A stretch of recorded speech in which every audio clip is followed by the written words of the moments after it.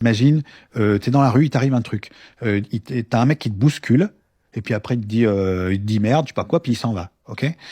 Et puis toi, tu rentres dans la boulangerie parce que t'avais prévu de t'acheter un croissant, et tu te dis au boulanger, tu lui dis, putain, il y a un mec qui vient de me rentrer dans l'épaule, et là, paf, tu passes dans la fiction. À partir du moment où le boulanger, il n'était pas là, et que c'est pas à lui que c'est arrivé, déjà là, ta façon de Bien sûr. raconter le mec qui t'a rentré dedans, tout change. Est-ce que tu parles de lui d'abord? Est-ce que tu dis j'étais en train de marcher? Est-ce que tu te présentes en héros, en antagoniste, en protagoniste, en sidekick?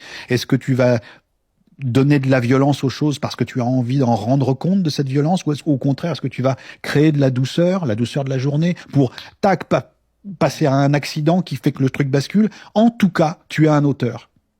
Immédiatement, à partir du moment où tu as dit tu sais pas ce qui m'est arrivé, tu es un auteur.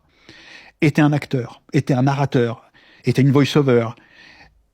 Cette mécanique-là, je la trouve fascinante. J'ai pas encore les clés, mais je Ok. ne me lasse jamais de les chercher. Ok, Vraiment. ouais.